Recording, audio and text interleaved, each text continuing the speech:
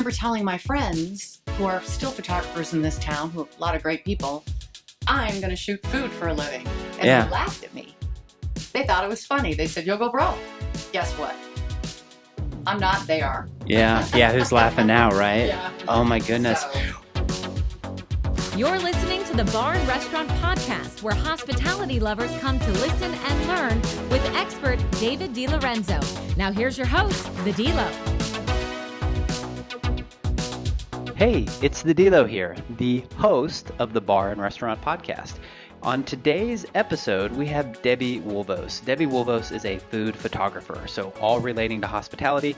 Debby is in charge of taking all of those amazing pictures of food, sometimes drink, and creates a story out of that. And we talk about Debby's upbringing. We talk about her interesting career and how she got to where she is today, but just the amount of things that she has done in her lifetime, even to get her to this point of being, in my opinion, one of the best, if not the best food photographer, definitely in Arizona, where we get to know her and we see a lot of her work.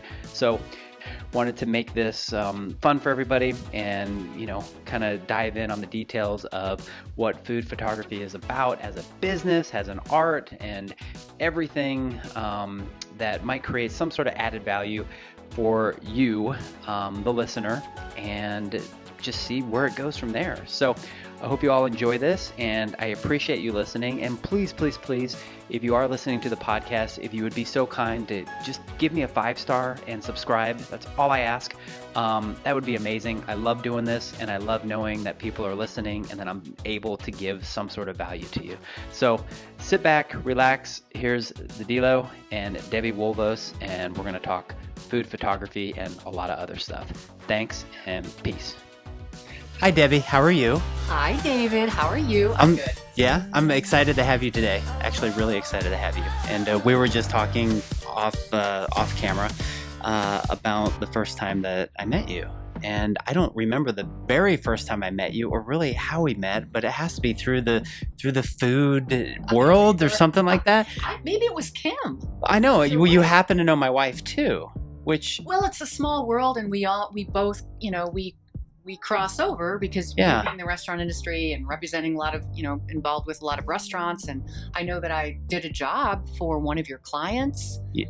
Several. Well, several, for sure. And then you had actually brought Kim and I on board to remember that food company that we worked with? Freshly. Yeah. We're inside that house. You were unbelievable for that. Yeah, I don't really think of myself as a model, but that was fun. You were great. And then I did food photography for Kim for a magazine that she worked for. Okay. For a while. There's the connection. So, I think it was like Scottsdale Health or something like that. Yeah. And you were doing okay. And we kind of probably knew each other on our own terms. And then we got together and it's like, oh, hey, we knew everybody.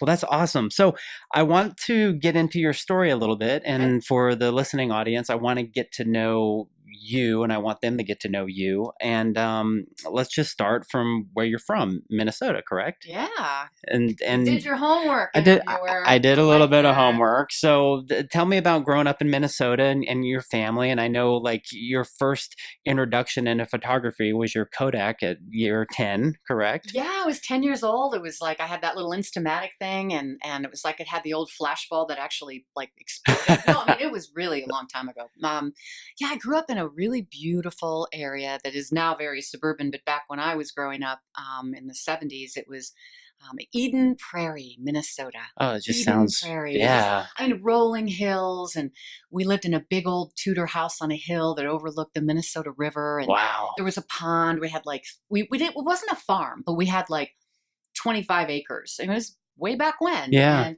so all of the neighbors were farmers. And so it was very much farm country. So I went to school there, and then I went to the University of Minnesota, and then eventually, we'll get into that. But in terms of growing up in Eden Prairie, I'm the youngest of 6 kids. 6. And it was really cool. Yeah. They were great. It was the Waltons. We, hung out. We had cats and dogs and horses, and I mean, it was sort of farm-like. But right. I had to walk quite a ways to make it down to the school bus. I mean, it was pretty cool. So when you told your kids the story about having to walk through 6 feet of snow to get to that was true. Yeah. Oh, that's too funny. I don't miss the cold weather. I don't miss the snow. My mom is there, and a number of my brothers and sisters still live there. My mom is really amazing. She's really healthy. She's 92. Holy cow. So when I go to Minnesota to see family, she'll pick me up. She'll be on her cell phone. She's driving. I mean, that's great. She's unbelievable. So knock on wood, I hope I follow her, footsteps. Some good genetics there. Yeah, that's great. Okay. And you went to the University of Minnesota? And my father owned electronics stores, sort of like, I guess the equivalent might be like, do you remember Radio Shack? Yeah. Kind of a smaller, not a Best Buy, but a smaller. Right, not a Circuit City, but just one of those a little smaller. And so it kind of makes sense in a way that I'm kind of a child of television and radio and photography, because he was a semi-professional photographer way back when. He had a dark room in our home in the basement, and I grew up helping him and inherited his equipment actually. But, there were stereos and televisions, and it was just, our whole house was filled with electronics. And so, it's sort of is interesting that I majored in theater at the university, but then I kind of switched over. Right. I became really enamored with the world of television and radio, and that was really where I wanted to be. Yeah. So, and I went to a vocational school. Everybody said, "What are you doing?" And it was the best thing I ever did. I went to, see if I remember, Hennepin County Vocational and Technical School or whatever, and I majored in television production. Okay. And that, I was like 20, and that changed everything. Yeah. It was like a 2-year program, and I raced in it, through it in like a year. And I immediately began. You found your passion. I did, and I was videotaping for companies and kind of a media producer, and so and then I did still photography as well. Okay. So I just kind of never really ended up doing theater. It's kind of weird. But. And being the youngest of all the siblings, were you like daddy's little girl? Yeah. Yeah. Oh yeah. Like I don't think I ever got in trouble. I certainly never got a spanking. I was, right. Back then spanking was the thing. It was like you spank your child, but now they don't. Now they, yeah. But I wasn't spoiled in a bad way, I think. Yeah. I used to come home from school, and my brothers and sisters loved taking care of me. I'm so lucky. Yeah, that's really cool. But I felt that growing up, I had so much love from my parents and my family. It gave me some kind of huge amount of confidence that I can't even tell you how much that shaped me. Mm-hmm. Truly. Yeah. It gave me the confidence and the courage to go get on TV, even if I didn't have a real 4-year degree in television. I kind of pieced it together. But yeah, a lot of guts and a lot of love, and you can do anything. That's a cool start. Yeah, I mean, that's a cool start to an amazing career that you're having and that you've had so far. And so, do you remember the first picture you took on that Kodak? Yeah, I have it. You do? I wish I brought it. Oh, I wish I could have had a show and tell. Yeah, it is a really sad photo of. I had to do a presentation for the class. Of course. Right? There I am at 10 years old, and they called my name, Debbie, and I went up there and I talked about photography and cameras, and I took a picture of the class, and they're all like sleeping. They're all like, it's really sad. Oh, that is funny. Those kids, they're all 10. They're like looking at their pencils, and they're not really paying, and I still have it. And I'm going to my 45th reunion, and I'll see a lot of those people, and I'm going to bring that and go, this is how much you paid attention to me. And with the big light bulb that did the, and they were just like, some were paying attention, but that's it. That was the first thing I did. Oh, that's so cool. I launched my career. So got out of college, and then what was your first actual real job? I worked for a company called Northern States Power Company, the equivalent in Minnesota of like an APS. Okay. And I was their media producer. And I went into, interview for that job. And they said, well, you've got the qualifications. You've kind of tested everything. We want to hire you, but our higher ups don't necessarily believe that you are really as experienced in video production as you say you are. Mm-hmm. And I'm really sorry to do this, but if you would just to please the bosses up above the chain, would you take out our gear and just go do a quick video, shoot a video, come back to the studio and edit it. We just need, it's sort of a proof of it. Wow, like, baptized by fire. Yeah, no problem. So I got the gear. think it was like, I don't even remember what it was, something ancient and heavy. And I put it on the tripod. And in Minnesota, they call it the land of 10,000 lakes, but there are more than that. So there are lakes everywhere. So I thought, well, I'll do a little piece on like people running and the lakes, and I'll interview people, do man on the street. So I set it all up, and these young guys, they were on roller skates, and they came skating by, and they purposely bashed it over. Just, it shattered. Oh, everything. wow. And I mean, of course, my stomach lurched, and I was mortified. So not only did I not, get the video, it was all broken and nothing worked. I broke it, But the good news is it videotaped them doing it. Oh my goodness. No kidding. So I had proof, and I brought it in, and they were like, hey, we got a service contract. We'll fix the gear. Don't even worry about it. Yeah. Do it again. So I went out and did it again. I got hired. So that was it. And I had a great boss. I was That's there cool. for 3 or 4 years. Okay. Yeah. Yeah. And then around that time, I really wanted to be on camera, and I kept like turning the camera on myself. How old were you at this time? Oh gosh, in my 20s. So you kind of had that itch to be like, oh yeah, I wanted to be on camera. I want to be famous, Oh, right? yeah. Yeah. And so I kept like doing like these little on camera intros and things, and so I ended up building a reel without kind of realizing it. Yeah. And then I went in Minneapolis to the kind of lowest on the totem pole in terms of stations. It wasn't ABC or CBS or NBC. It was like an independent Channel 9. Right. And I knocked on their door, and I said, I want to be a reporter for you. And look, I've got this experience. Here's my reel. And bottom line, they took a chance on me. Wow. I don't know why. I had no idea. They said, look, if you are terrible and you absolutely suck, we'll give you 3 months. If you're terrible, you're gone. You can't sue us. You can't get any kind of unemployment. Prove yourself. And I did. And I ended up anchoring, and I ended up getting hired by the ABC affiliate. Then I ended up getting an agent. Then I got hired in Boston, and I was, I was making 6 figures in Boston back in the 90s or something. So you have old footage of that you still kind of look at sometimes? I've been moving lately. We moved from Scottsdale to Phoenix, and there was my box of like, I really got to transfer that stuff. VHS cassette. I have a guy that can do that, by the way. Yeah. Honey. We're talking way back. Oh my goodness. Yeah. So, but I have had an amazing career. Yeah. And I've reinvented myself many times. And I'm here to say you can do that. I know a lot of people are like, well, I just got out of college, and what if I really don't like accounting? It's like, don't worry about it. Get your whole life ahead of you. Reinvent yourself and do what you love. Do where you're passionate. Yeah, for sure. Yeah. Well, I know I've gotten to know you through food photography. So before we dig too deep into that, after you got out of the APS / job, and then doing the news anchoring and all that sort of stuff, did you get more heavily just into photography, and you started working for some magazines? Or honestly, I really, back when I was at that the APS type company, that was I had like cabinets of Nikon equipment. I had I had more tilt and shifts and different lenses, and so I was always shooting. Then when I became a television news reporter in Minneapolis, and then I got an agent and went to Boston and did that as well, and then did it here as well for ABC.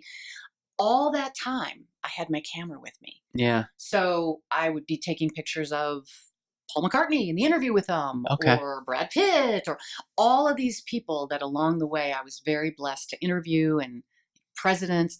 I had my camera. I was always shooting, but it really wasn't to earn a living anymore. Right. It was my, and back when slides were the thing, I don't even know when that was. Yeah. I used to have slideshow parties at my house. I'd have a big deal set up, and it was like, you couldn't get into the party unless you have that thing and it goes, you brought your carousel. Yeah. Yeah. So I've kind of started, and now it's so easy, it's so lightweight, it's so digital, it's so cool. But yeah, so I ended up just really kind of enjoying photography is more of a hobby, is more of my passion, but I made no money on it, and it wasn't until I would say 12 years ago, about that, 11, 12 years ago, I just was like, why am I not shooting more? This is, I started shooting a little bit more, and I met with a friend who is in this town. Her name is Ruby Rideout, and she's a exquisite wedding photographer. Yeah. She actually specializes in Indian weddings. Okay. We had lunch one day 12 years ago, and she said, how's your career going and whatever. And I said, you know what? I really want to get back to photography, still photography. She said, well, what's stopping you? You've been doing it all these years. You started out with it. Right. And I said, I wouldn't even know what equipment to buy now. So she said, give me something to write on. She took a pen and she put down, I think it was a Canon 7D and a flash, and and she goes, there you go. And I go, well, this is like 10 grand. And she goes, buy it on a credit card and work for me for several months. You'll pay it right off. No kidding. So I did. Wow. And my first job with Ruby was an Indian wedding, and she was photographing the bride's goings on during the day, and I was to photograph the groom side. Okay. Well, these people are amazing, and they have their much tradition. And I was taking my shoes off, and they were doing different rituals. I had no idea what they were doing. I just kept smiling and doing it. But it was, and she was right. I mean, after 3 months, I paid it off, and I knew that I did not want to photograph brides. Yeah. You learned that. And I've always been a foodie before people even invented the term. So that was 12 years ago. Yeah. So was that before digital or? Before digital really became. Yeah. Because you were doing, there was a lot of stuff on film, right? And I started film, then it was digital for sure. Yeah. And then, and I remember telling my friends who are still photographers in this town, who are a lot of great people, I'm going to shoot food for a living. And they laughed at me. They thought it was funny. They said, you'll go broke.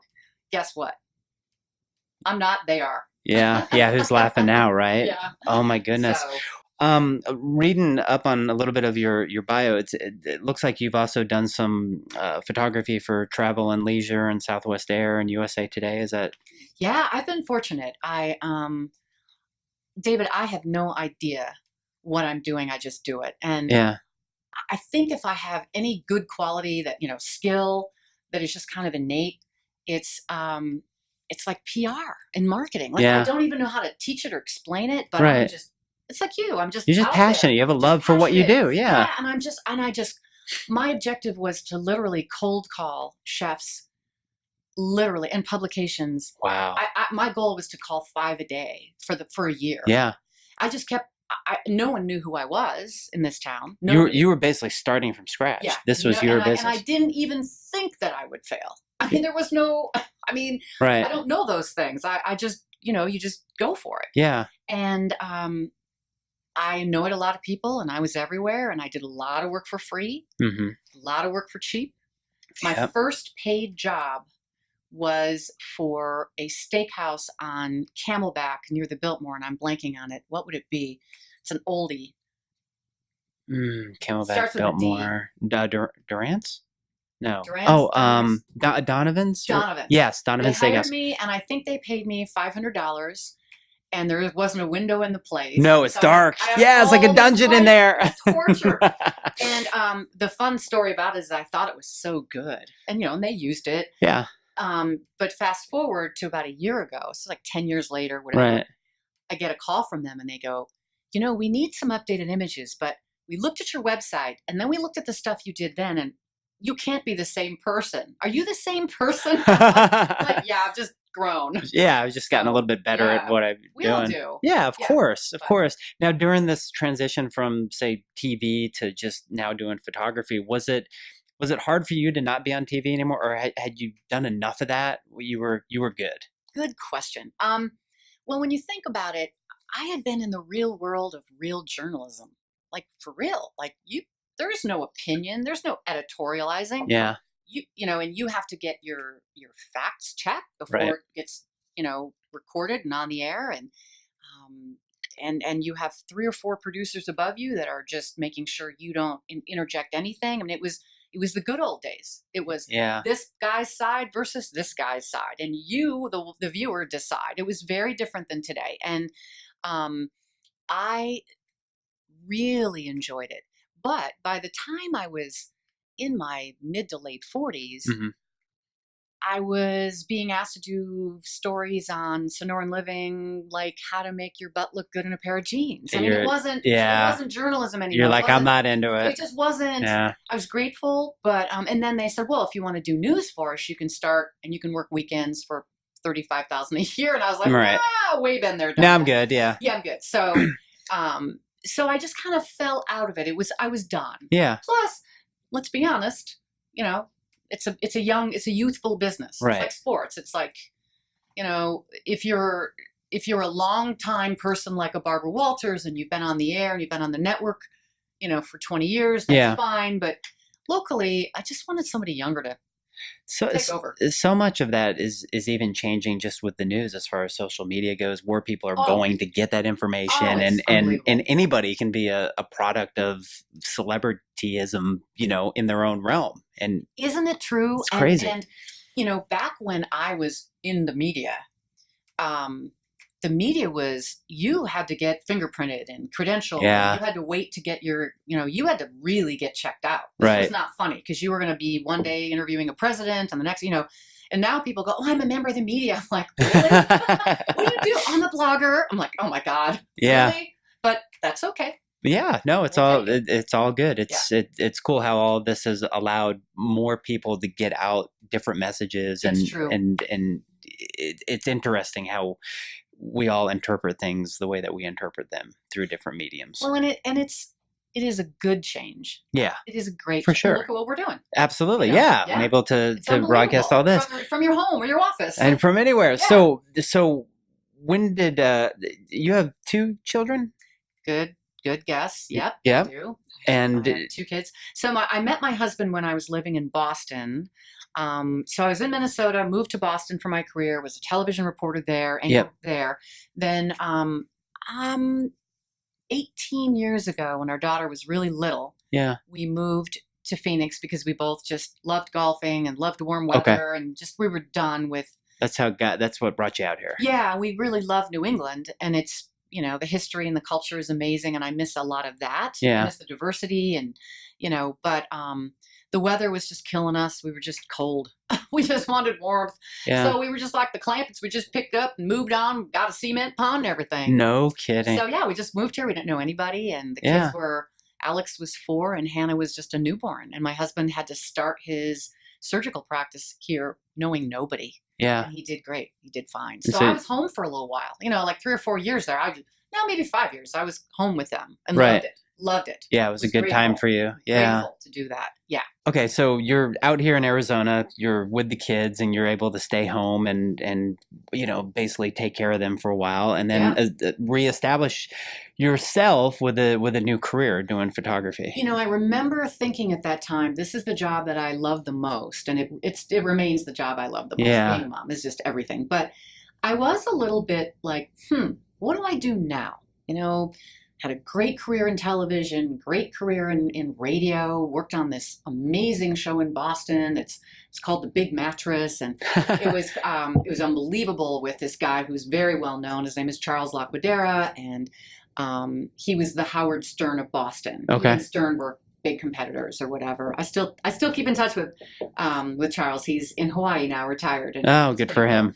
Gone out and visited, but and so I went from that to just being home and loving that with my kids and kind of holding down the fort while we got established here. And I was so happy to move to Arizona. I know you're a native Arizonan, but I just, the more time that goes by, the more I love this state. Yeah. So anyway, but so I was a stay-at-home mom, and I was reevaluating, do I want to go back into radio? What do I want?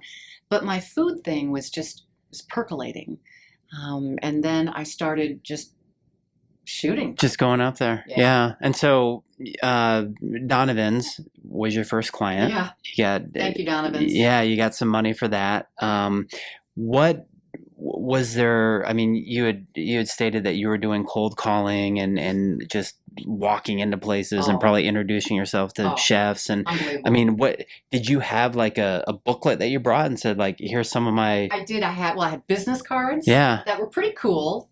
They were from Moo, MOO, which is a really cool website. brand. Okay. Yeah, it's a they make, business cards and stuff, but they're really good for photographers because you can upload like 20 different, as many as you want. Really, cool. Different photos. Yeah. So you hand your card, you can say, do you want a martini or do you want, and they go, and they start looking at them. And then you kind of spread your cards out and you got pictures of everything. So I did that. Neat. And then I had a little book it's probably like just a thin little hardcover book of my work. Yeah. I mean, by today's standards, it was terrible. But I would just go in with it. Yeah. I can remember going to Lons at the Hermosa Inn. Okay. You know Lons, I right? know Lons, yeah. And I remember thinking, my dream is to someday shoot for them. So I walked up and I was just kind of trembling, and I was just like, my name's Debbie, and someday I just want to work for you. And they said, well, the current owner's brother is a photographer. Of course, so right? It's just not likely. And I kept at him, and then they changed ownership, and now they're my client. There you They're go. one of my favorites. So, and when I go there, their concierge, there were this wonderful guy. He's like, I remember you that day. Yeah. The little green thing coming in and young, and and that's now great. Look at you, so you just build it. You just build it, yeah. Do it. And I can completely respect and understand that, because even from the aspect of what I'm doing over here, I literally had 0 restaurants I was insuring. How many now?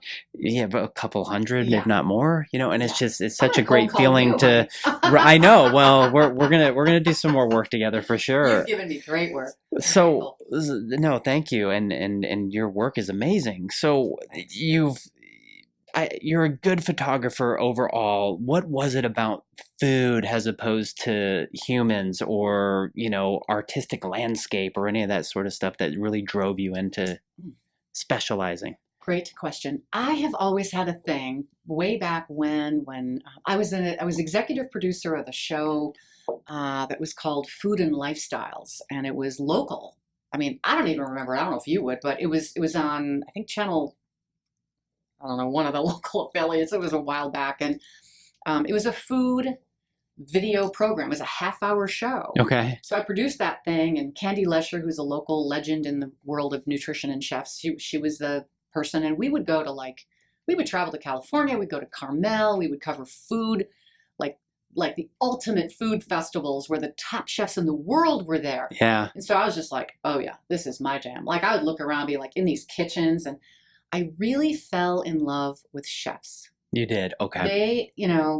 They bring the culture of food to the surface. They bring their heritage. Mm-hmm. They bring their heart. Yeah. And they work, Completely agree. Oh my gosh. Yeah. It isn't just, a job. I mean, it's 6 a.m. to midnight, do it over again. Yeah. And I really valued them and their work ethic and who they were and how they brought, the importance to me. What I started to think about was, we've got to make sure that our children and our children's children don't live in a sea of fast food restaurants and chains and stuff. And yeah, we need to preserve the culture.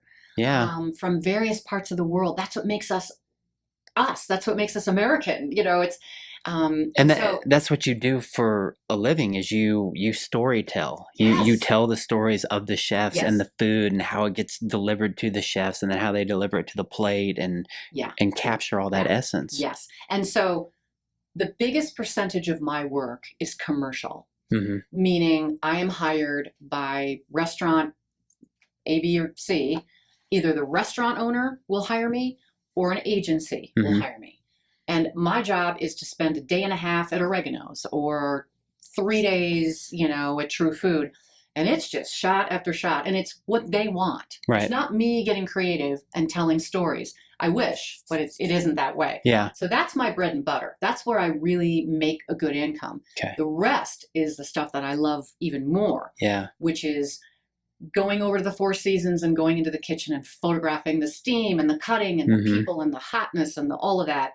And getting the chefs, doing chef portraits and learning about the culture of these chefs and then photographing their food and piecing it together. So that's what then translates into the editorial work that I do. Awesome. That's a whole other area that I have to really try to get into because I don't have an agent. Yeah. And I can't really call up my competitors and go, how do you do it? I just figure it out. Yeah. And I have some consultant people that I go to who say, okay, where do you really want to get into? Oh, I want to get into Garden and Gun magazine, or I want to get into that, or whatever. Right. They help me.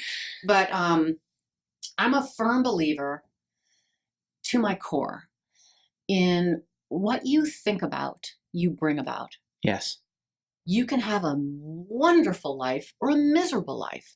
You can have the career of your dreams if you dream it. And I know it sounds so simple and it sounds so new age and it sounds so like The Secret, but Kim, your wife and I, we're on the same page there. Yeah. Flip and grow a third arm if you want to. If you believe it, you can do it. I mean, I am proof. I'm proof of it. Yeah. And from nowhere to Food Network magazine to, and it just keeps happening. But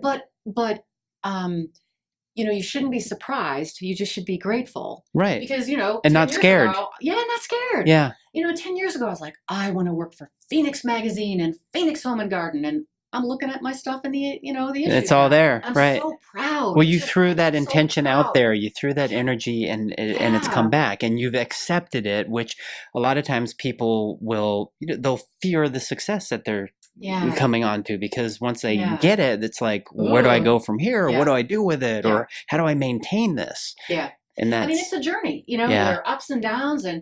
But if I could at the end of my life, at the end of the day, if I could be valued for anything, more than my photography, it's telling people you gotta dream bigger. right. And when I see these chefs, I was photographing Chef Zachary from The Mission a couple of weeks ago, and there he was, these chefs, they hand you their food. It's Right. like giving a piece of their heart, and it's so beautiful on the plate, and his food was so out there good, and I was like, where do you want to go? And he was like, what? And I said, Yeah. you're keeping your head down in the kitchen, but where do you want to go? What do you want to own? What do you, and he was like, well, I do have some big dreams. I'm like, go now, go. Go. You Yeah. have the talent. You got it all. He's like, really? I'm like, yes.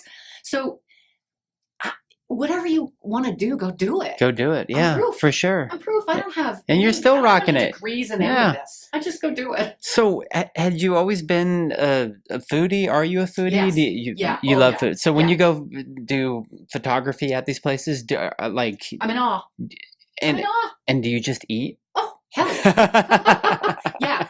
Fortunately, I've got like the kind of, I got my mom's genes. Right. So, but I can definitely put on weight.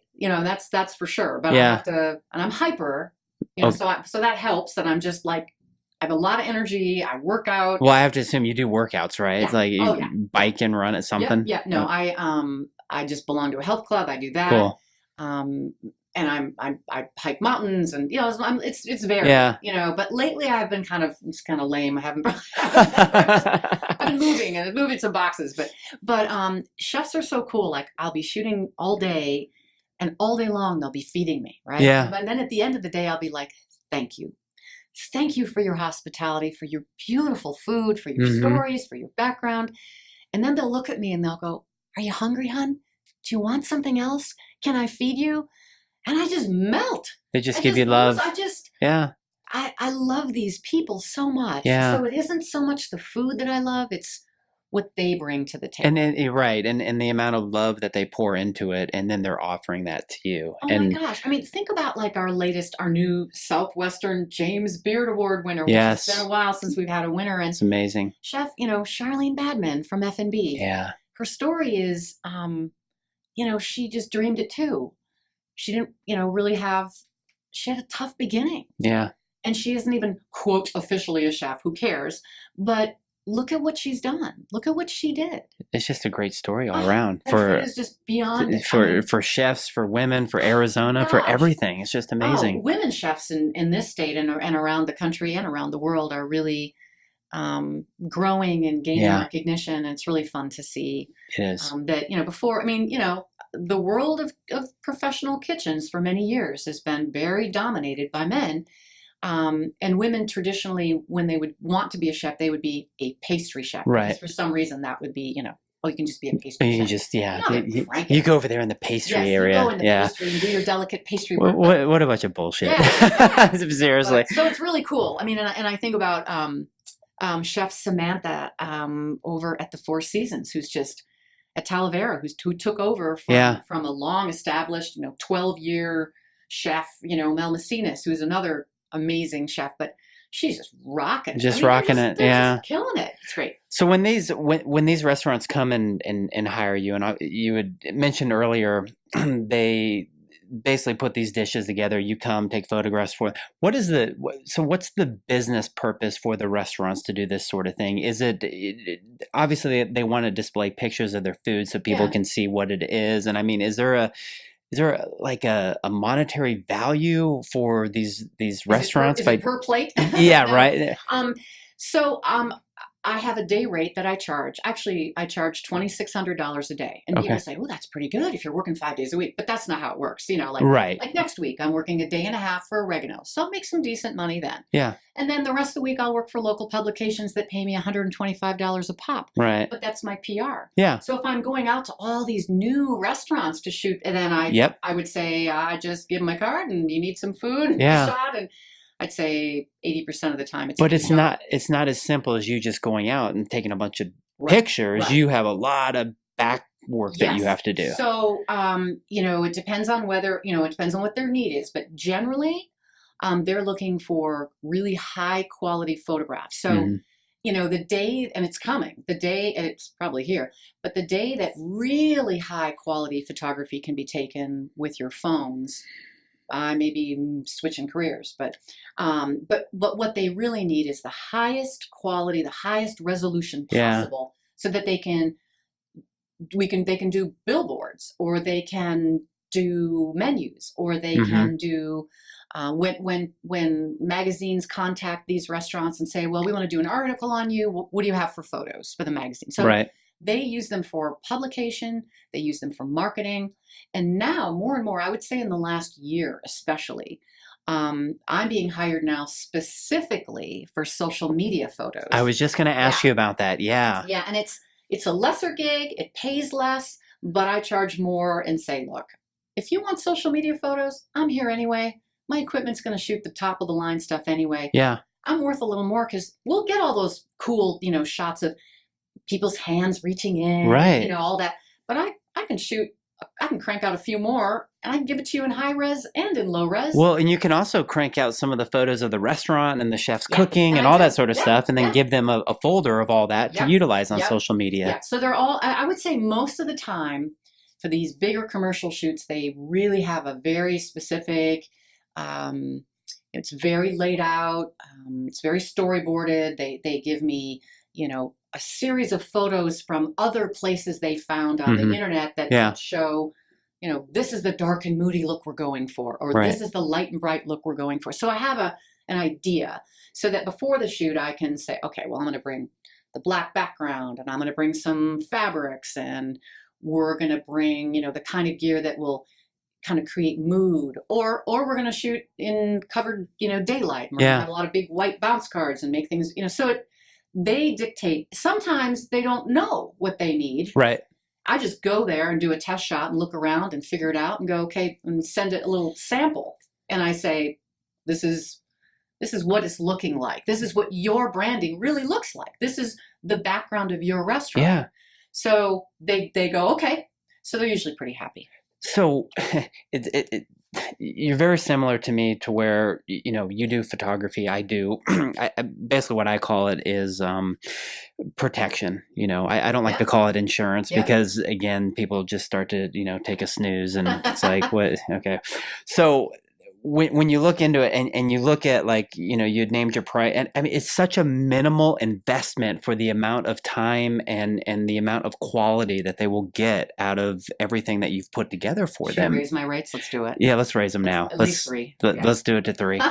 and that's the thing, is and especially in the hospitality industry, where, owning 12 restaurants in the past myself and being a part of that, and seeing the bottom line numbers are very minimal. They're very sparse. Yeah. And it's like, a lot of these times these guys are going, where do we spend money on? Do we buy the social media person? Do we buy the, the photography that is, cleaner and clearer and being able to be utilized everywhere? Or, we just do it ourselves. And, and fortunately for me, they can't just go write insurance for themselves, but they can certainly cut a lot of things out that, God forbid, there's a fire or somebody, ends up getting drunk and drives off. Right. That I get it. So when you're talking with restaurants, or you see like the new ones that are opening, and you're a go-getter like I am. I mean, we're pretty well established in our careers and built there. So there's probably not a time where you're not always like, your wheels are not always turning and going, I'm going to go after these guys because they're new and they're opening. Yes. I want them. I want them. Yeah, because you want to win. Yeah. Exactly. I want to win. And I really, keep going. Well, so my question is, when you're going after these newer, clients that may not understand or see the value as of yet, what is your pitch to them? Ha! You know what it is? You'll laugh. It's old as the hills, but it's the truth. Yeah. You get what you pay for.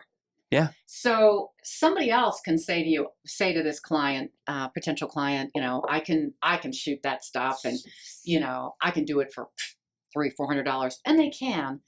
They will never get the quality. Yeah.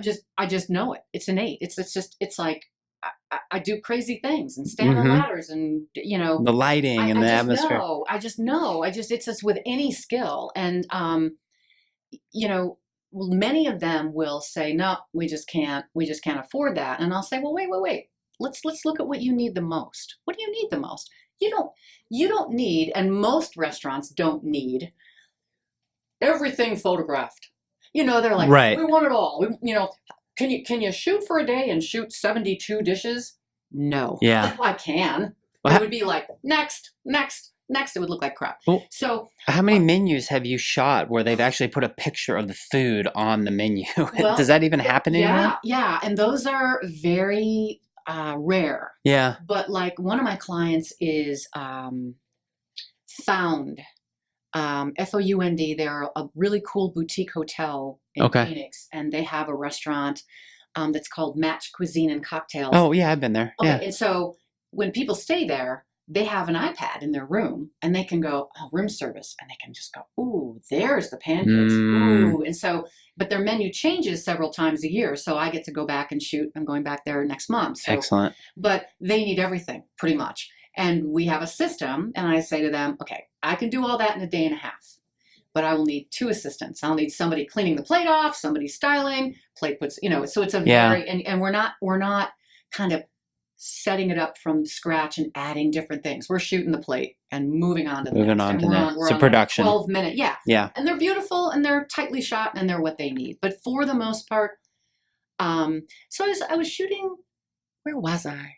Baja Fresh. Shooting for them last week, and they were like, wow, we're doing this animated movie thing, we're doing this animation, and we need you to shoot all this different stuff. And I was like, I can do that. And then can you make space for where we're going to put writing, and I'm like, yeah.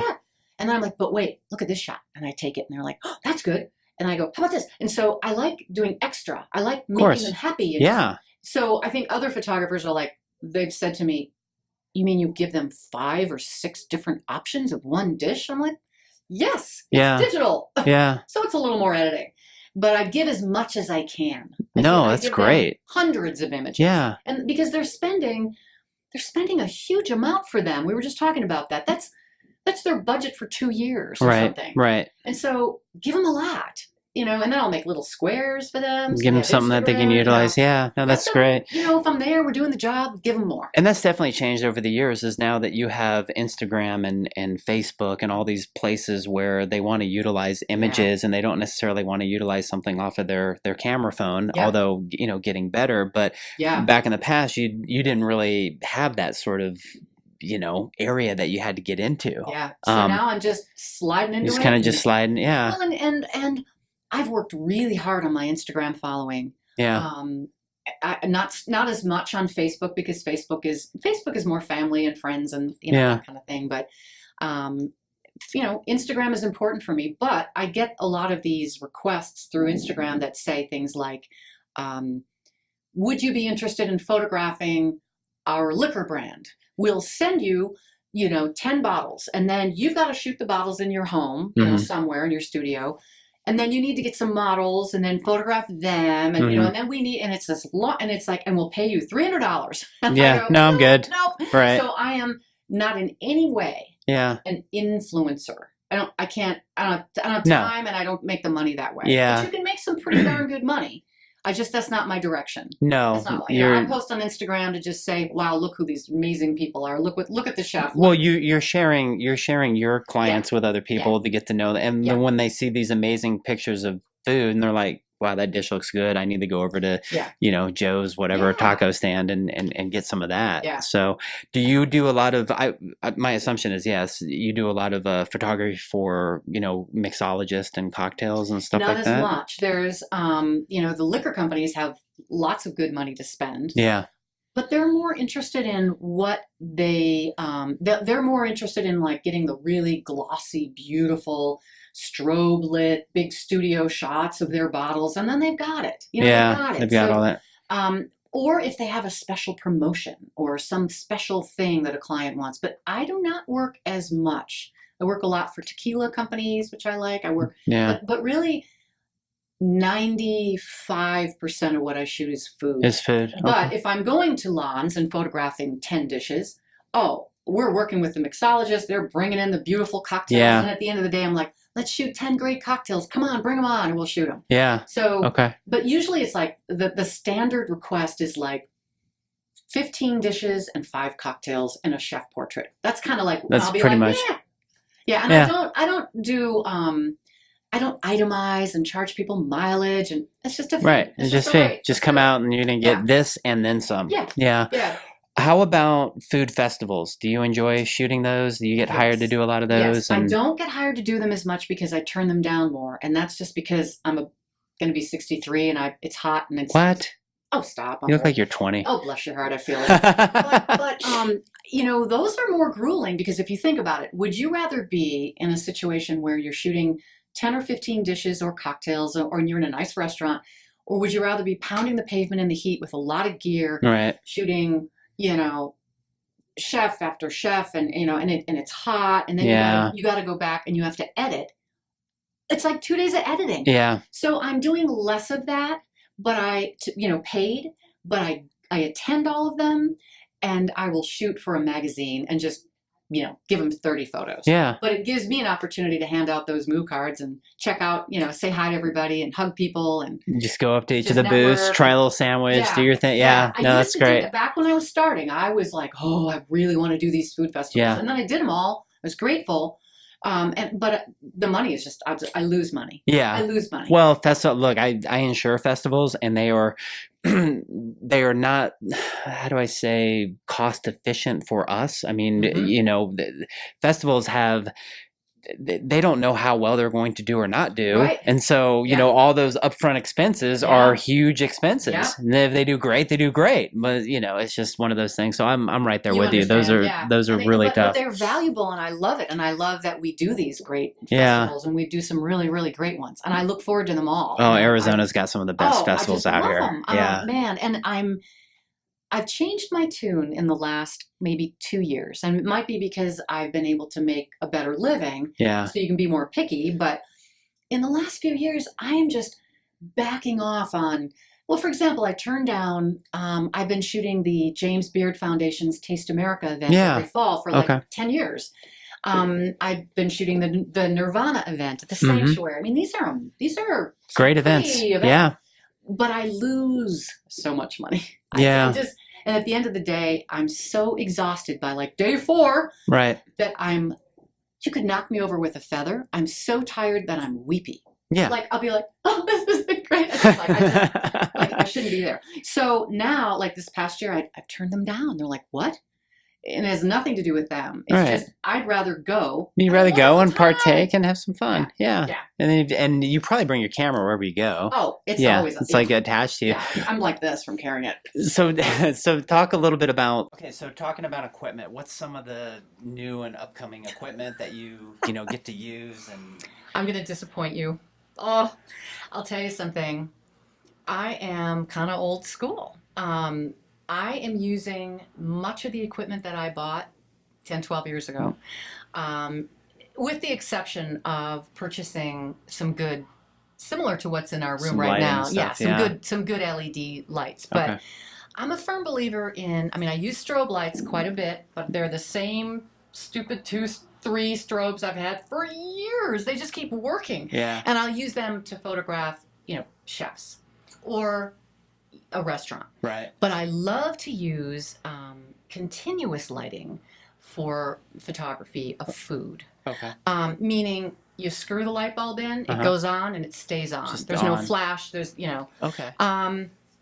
Because the bulbs are, different kind of color temperatures, and the bulbs I use are daylight. And as I think these probably are calibrated, but I love using daylight bulbs. Yeah. And they're just, you screw them in, they're huge, they're like $80 a pop or something. Right. And for me, we photographers always chase the light. So for me, it's about finding a window, finding the light, going Yeah. to it doesn't matter what is, around in the restaurant. I can move things into the best tables, but it's the light. I'm either outside, unless it's over 95. I've kind of gotten lazy and I hate shooting outside, Right. But I'm outside whenever possible. And I'm looking for that window. Yeah. And then I add light above the window, usually next to the window, and bring as much light as I can in. And then I put a light behind, because in photography of food, backlight or lighting from behind is everything. Okay. Everything. Like if I was shooting something right now with our existing light, there's a nice light right behind you, David. Yeah. I'd be shooting right into the light. People are like, no, you can't do that. Oh yeah, it works great. Gives shine. Yeah. That's the ticket. That's the trick. So I just use these continuous bulbs. I plug them into the thing, and there I go. I do use a really great technology that's really saved me. So when we're on a big commercial shoot for a couple days, multiple days, right, I hire a digital tech. And the digital tech is somebody that comes in with a big cart and a big computer, and we tether it with a cord to my camera, and the clients are looking at this big computer and they're editing while we go. Like, oh, that's a great shot. Let's zoom in. I mean, so by the end of the shoot, it's edited. It's done. It's done. So that's what I rely on. Yeah. But for my everyday shoots, whether it's a one-day shoot by myself or whatever the deal is, there's a company locally called Tether Tools. Okay. They're in Tempe. Actually, they're not. They're kind of on the border. They're in Phoenix, and I just lucked out. I can't believe they're even local. They produce a lot of really good equipment for people who are still photographers and video photographers. And one of their products is called Case Air, Caseair, and it's a little trigger, and you just stick it on that little hot shoe of your camera. Yeah. And it creates its own Wi-Fi, and then you have an iPad, and you can take that iPad into 3 rooms down. Yeah. So the client's just holding an iPad, and I'm shooting, and it's communicating and all those pictures popping up. That's really cool. And it creates a JPEG and a CR2. So the CR2 is the one that's got a lot of information on it. That's the one we want to edit on and give to them. Okay. But the JPEG is kind of a low-res version, and that's the one they get to look at. Yeah. So it doesn't take long to load. It's brilliant, and I use it all the time. And it just helps probably with the time and cost efficiency. I now don't even own a laptop. Yeah. I mean, that's all I Wow. use. It's just great. That's great. So there's no tethering, there's no cords. So that's kind of my favorite local, my new technology. Yeah. But I just continue to upgrade my cameras. My lenses don't break. They get destroyed from my hand focusing. Using them. And there's so much food. Yeah. And some of my favorite lenses, like, it's just, they don't even make that replacement. Right. That rubber replacement. I just have to buy a new lens. You just have to buy a new lens. So I just buy 3 lenses a year. They're so coated with food. And it's not that I'm just dripping in food, but you just, my glasses, everything, it gets dirty. You're working with food, and you're shooting, and you're wiping your hands. Well, I'm covered in food at the end of the day. Yeah, it's not pretty. You know what works for you, and you keep utilizing that and doing that, and that's really cool. Do you eat out a lot? Yes. You do. Yeah. So not just when you're working, but like you take the family and you love going it. and check, Love and you go to probably a lot of your clients as well. Very much Yeah. so. My husband and I just are we love to cook. We love to be home and cook. Yeah. But we also are like, sushi, gotta have it. Or, have you, do you know about, the latest, Tom, I'm saying to my husband, there's a really good new restaurant by Chef Dom called, Hush, and it's, I was just going to say Hush. It's on Scottsdale and, Thunderbird, and let's go. And, so a lot of times I've been there for one little photo shoot and I fall in love, and then we go. That's great. But the thing that I'm embarrassed about, honestly and sincerely, is they bend over backwards when they see me. Yeah. So I feel like a celebrity, and I don't even want to be. But I'll go have dinner, and then all of a sudden food starts coming out, and the bill's paid, and I know that that's just unbelievably. But I always feel kind of like no, or you don't need to do that, but they can't help it. They bring out desserts to me, and they come out, and we had dinner to celebrate my husband's birthday, and we were at Talavera. It was us and another couple, and it was a lot of champagne and a lot of wine, a lot of food, and it was just like, no, we got it. And Oh, the my chefs are goodness. coming out presenting, and I was just, Well, it's a tribute to you and what you've done for, oh you my, know, oh my gosh, it gives me Arizona goosebumps. and Oh. just, yeah, it's a beautiful thing. I love them all. I love Yeah. them. I love these chefs so much. I know you do. I can feel it. I can feel it in your Yes, presence. yes. So I got a quick couple of Okay. rapid fire questions for you. Okay, All right. I'm ready. And I'm gonna see what you think of this. Pictures of food or people? I can't. Don't make me decide. 50-50. Well, you can do 50-50. There's Okay, no 50-50. right or wrong answer. Yeah, Okay. 50-50. Brunch or happy hour? Happy hour.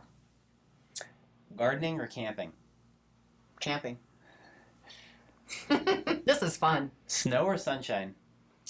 Sunshine. Yeah, I figured No, since you yeah, moved from yeah, snow. yeah. Star Wars or The Notebook? Star Wars. Oh, yes. Right answer. I just had to admit it. And then sand or the city? Sand. Yeah. I cry when I see the ocean. Do you? Every time. You know, you drive and you get to the ocean, and I cry. It's I just magical. It's just, it just is. that ever essence of just, yeah. Just, Our surroundings, there are days, you'll laugh, but I wake up and I go outside and I go, this can't even be real. right? This is Technicolor. Look Yeah. how green it is. Look how beautiful. You're seeing it in a lens. I right? just, yeah. That's so cool. Yeah. Well, I've had a great time with you today. We could Wow, probably talk fun. another hour. Easy. And it's so good to see you. And I'm So excited good to to do see some you. more work with you and help each other out. Where can the listening and the viewing audience find you? My Instagram is Debby Wolvos, DEBBY WOLVOS. Same with, all social media. And my website is DW Photography, my initials. And it's dw-photography.net.